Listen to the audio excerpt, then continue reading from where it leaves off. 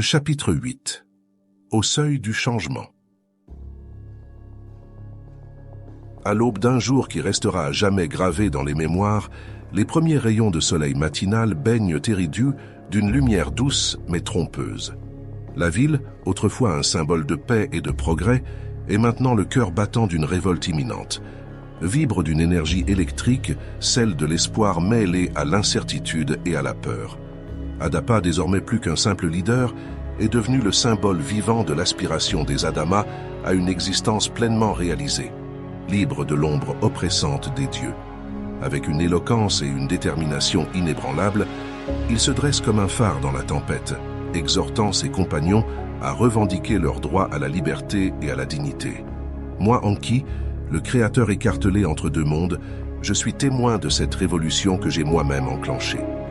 Je suis tiraillé entre mes devoirs envers ma propre race et l'amour incommensurable que je porte pour mes enfants. Ma loyauté envers les Anunnaki et mon affection pour les Adama me placent dans une position de complexité extrême où chaque décision pourrait déclencher des conséquences irréversibles. Enlil, quant à lui, est un roc face à la tempête, refusant de céder devant ce qu'il considère comme une insubordination flagrante. Sa vision d'un ordre cosmique immuable est profondément ébranlée. Dans un geste désespéré pour rétablir son autorité et écraser la rébellion naissante, il prépare une intervention radicale, une démonstration de force terrifiante qui, espère-t-il, rappellera aux Adama leur place dans l'ordre des choses. La confrontation est inévitable. Dans les vastes jardins d'Eridu, une assemblée se forme, chargée d'une tension électrique. D'un côté, les Adama avec Adapa en tête, porteurs d'espoir et de rêves d'émancipation. De l'autre, les Anunnaki, menés par Enlil, des incarnations de puissance et de tradition immémoriale.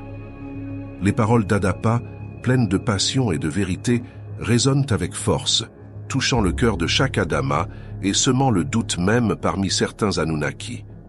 Moi, Enki, debout à l'écart, je ressens un mélange déchirant de fierté et de peur. Je sais que les mots d'Adapa sont le début d'une nouvelle ère, mais aussi le prélude à une tragédie possible, à un affrontement dont l'issue pourrait être catastrophique. Le chapitre se termine sur un climat de suspense intense. Alors que les étoiles et la lune éclairent la scène d'une lumière surnaturelle, Eridu, jadis symbole de la grandeur des Anunnaki, est maintenant le théâtre d'un affrontement qui pourrait redéfinir l'avenir de deux civilisations. Le ciel lui-même semble retenir son souffle, attendant avec une anticipation presque palpable le dénouement de ce drame. Dans l'air, un sentiment d'urgence, de peur et de défi pèse lourdement, annonçant l'approche d'une tempête qui pourrait tout emporter sur son passage.